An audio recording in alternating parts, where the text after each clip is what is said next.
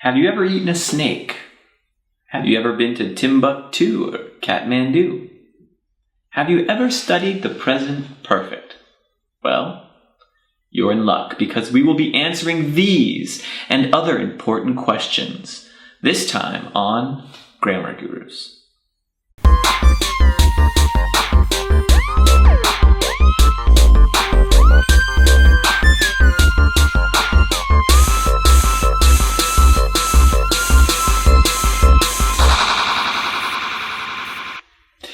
I'm Rama, and this is Grammar Gurus. Today, we'll be looking at the present perfect. We'll look at the form of the present perfect.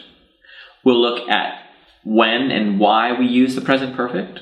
And we'll look at some example sentences. When and why we use the present perfect can be a little bit tricky.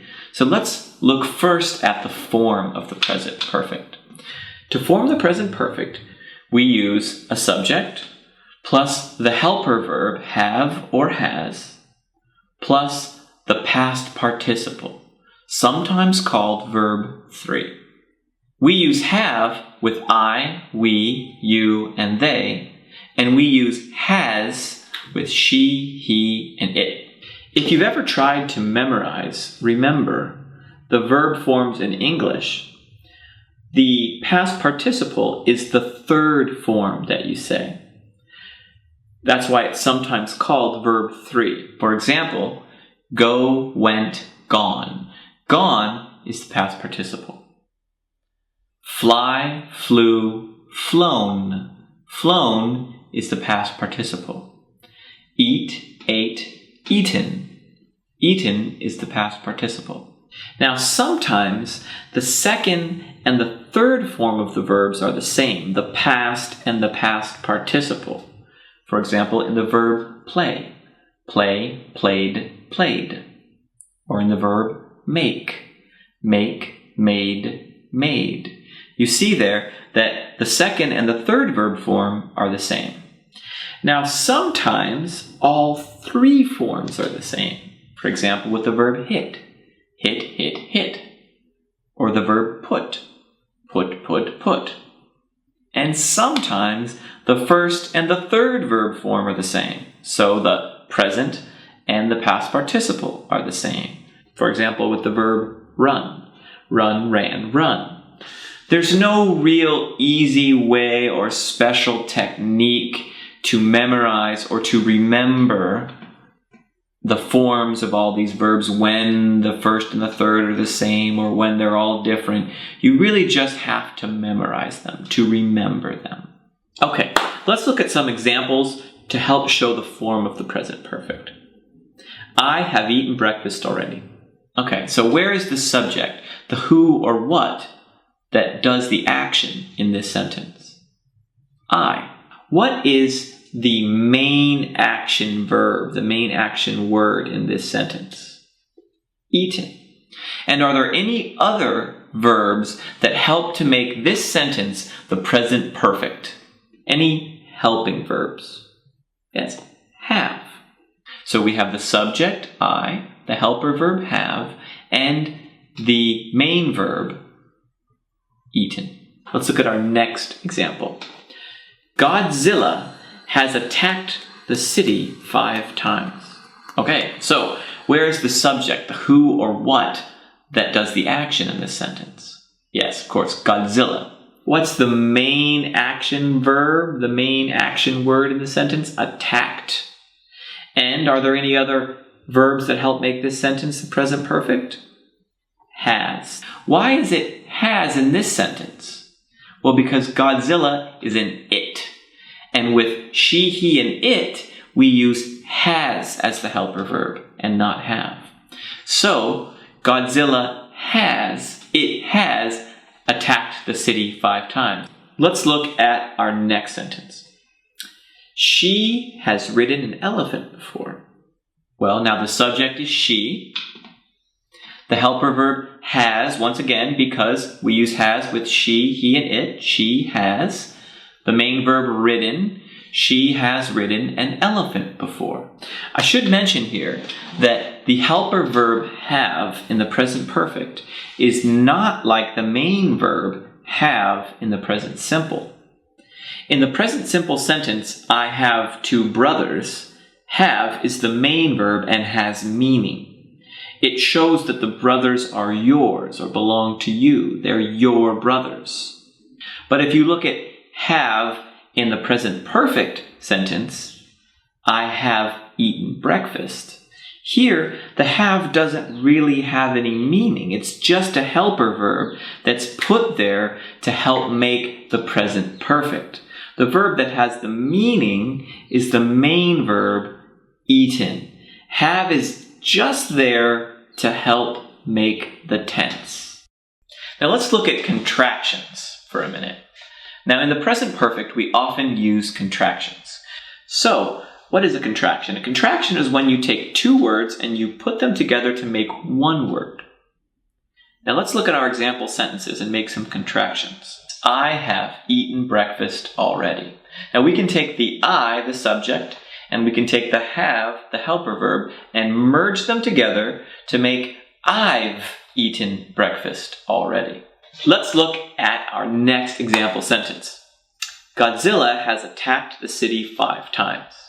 Okay, so here we can take the subject Godzilla and the helper verb has, and we can mix them together to make Godzilla's attacked the city 5 times. It can also be a little bit tricky to hear has in this sentence because now it's just an S sound at the end of Godzilla. Godzilla's attacked the city 5 times. So it can be a bit tricky, but you just have to listen and pay attention to hear that sound and know that that's the verb has that's now made a contraction with Godzilla. Let's look at our third sentence. She has ridden an elephant before. Now we can take she and has and mix them together to make she's. She's ridden an elephant before. Now once again, that one can be a little bit difficult to hear, but there's an S at the end and has merged with she. She's ridden an elephant before. Okay, so now let's talk about when and why we use the present perfect. We use the present perfect to talk about a completed action, a finished action that happened at an unspecified time, meaning that we aren't saying when exactly the action was completed, in a moment of time that includes now. Okay, so I know that sounds a little bit difficult, but really it's not that difficult to understand once we look at some examples and look at a chart. Just give me a moment. Well, first let's ask the question, how long is a moment? How long is the present moment, this moment?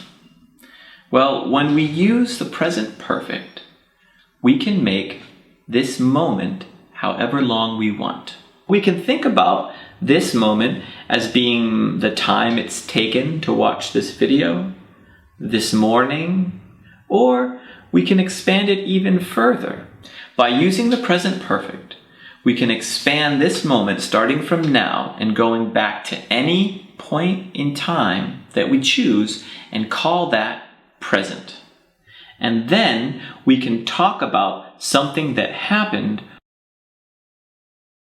or hasn't happened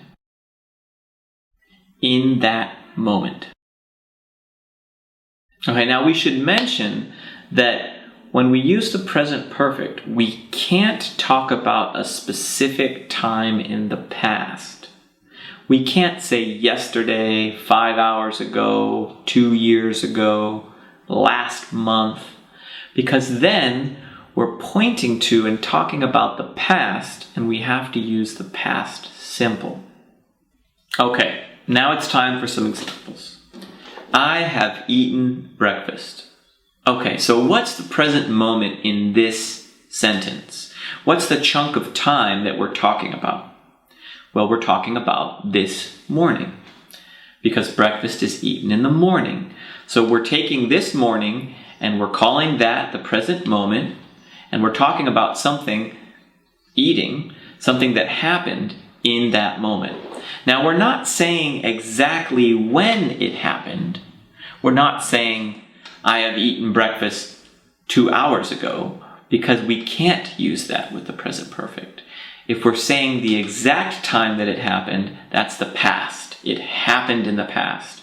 It doesn't include the present. It's not the present moment, and we can't use the present perfect.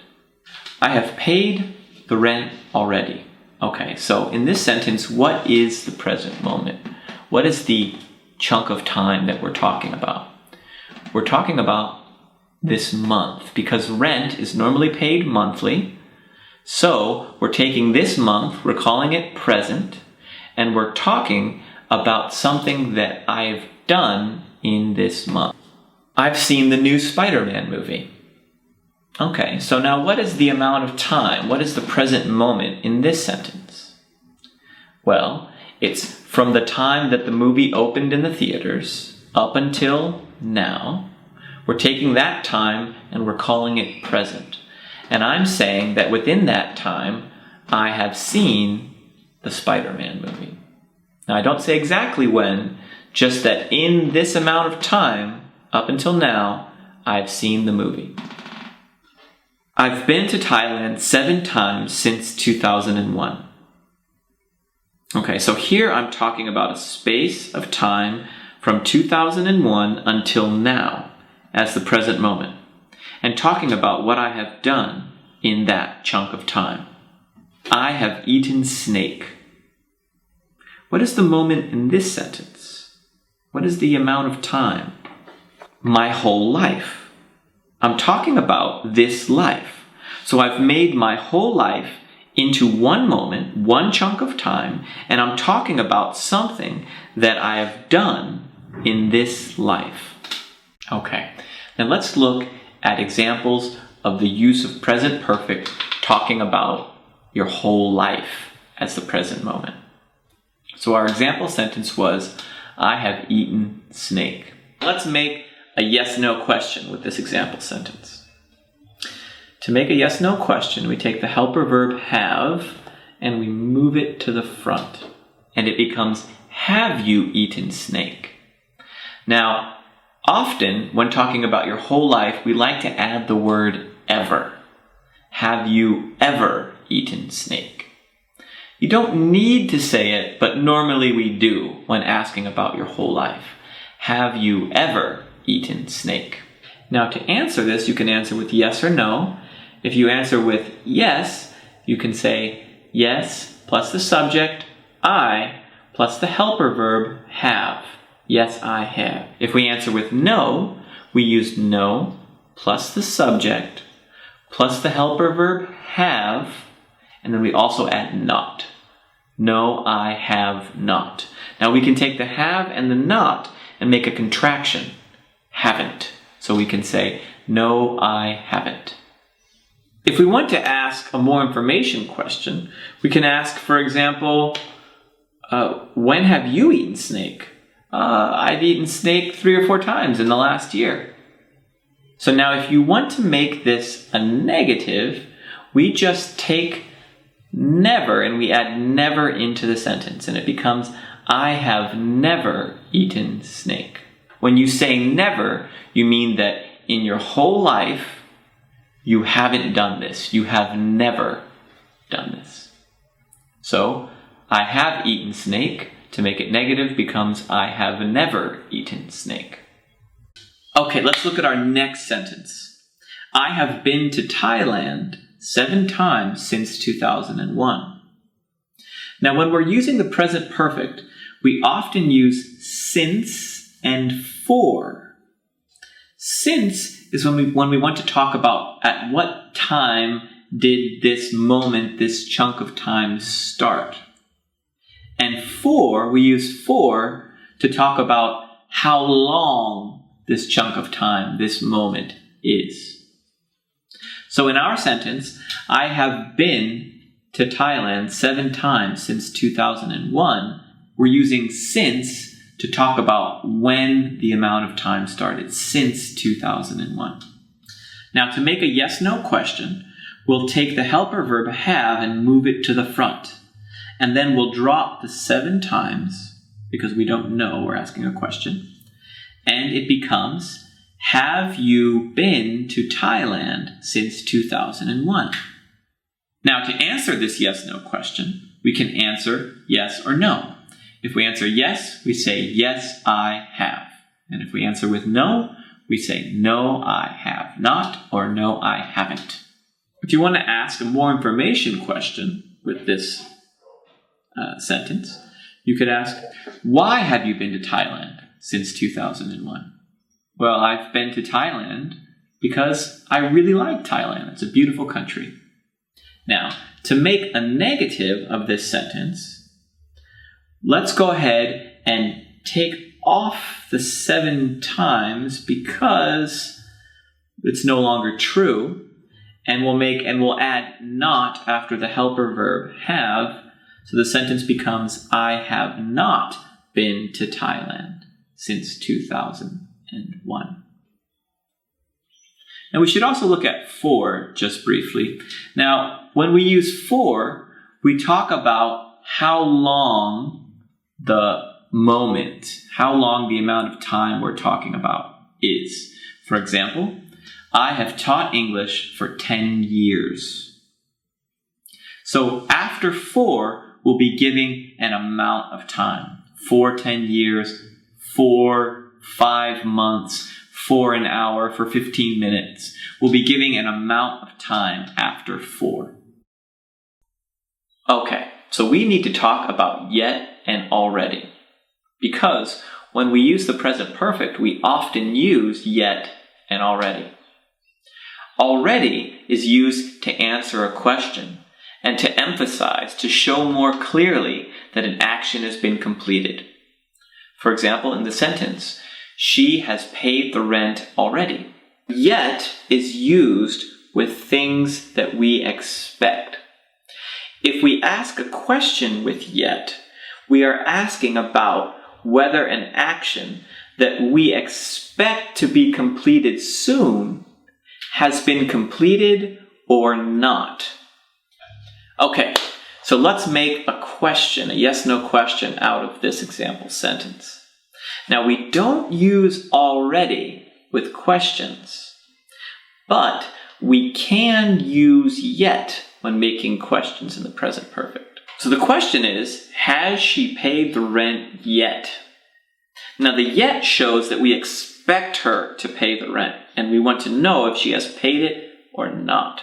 Now, we can answer this question with yes, she has paid the rent already. Or no, she hasn't paid the rent yet. So in that answer, she hasn't paid yet, but we expect her to pay sometime soon. We use yet in the negative to talk about something that hasn't happened, but that we expect to happen soon. Let's look at some other examples of yet used in negative present perfect sentences. The rain hasn't stopped yet. My friend hasn't arrived yet. So in this case, we're expecting the rain to stop, but it hasn't stopped yet. And we're expecting our friend to arrive, but he or she hasn't arrived yet. Let's look at one more example sentence. He has seen the new Spider-Man movie. Has he seen the new Spider-Man movie yet? Yes, he's seen the new Spider-Man movie already. No, he hasn't seen the new Spider-Man movie yet. All right, now let's look at how we make questions using who and what. We use who for questions about people, and we use what for questions about things that are not people. Let's look at our first example. Godzilla has attacked the city 5 times. So if we want to make this a question, it's very easy. All we have to do is take out the subject and replace it with who or what. Now the subject in this case is Godzilla. So what do we replace it with? Do we replace it with who or what? Well, Godzilla is not a person, so we'll replace it with what. What has attacked the city 5 times? Godzilla has attacked the city 5 times. All right, let's look at another one. She has ridden an elephant before. Well, okay, let's take the subject. Who's the subject in this sentence? She.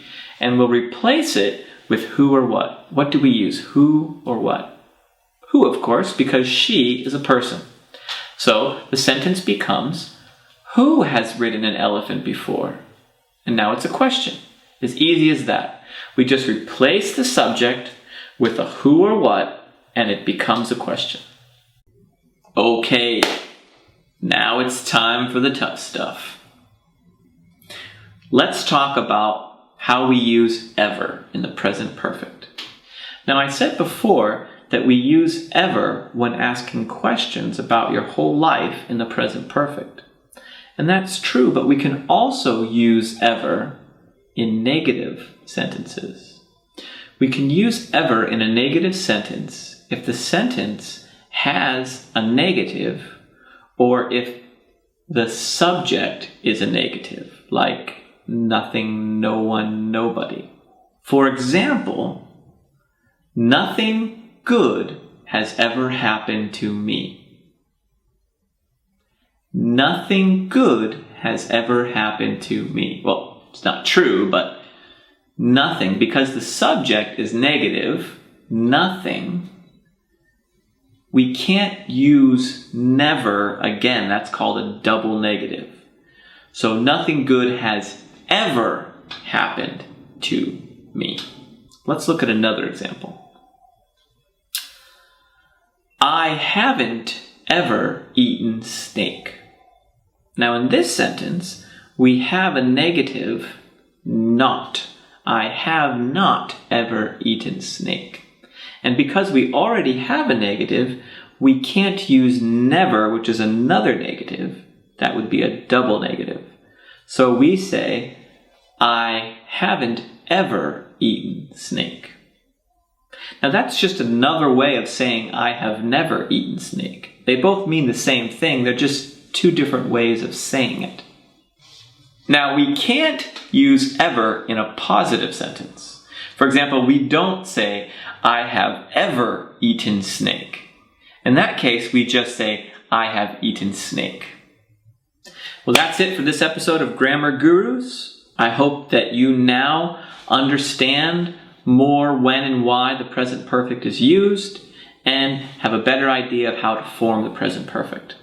Okay, so I hope you enjoyed our present perfect video.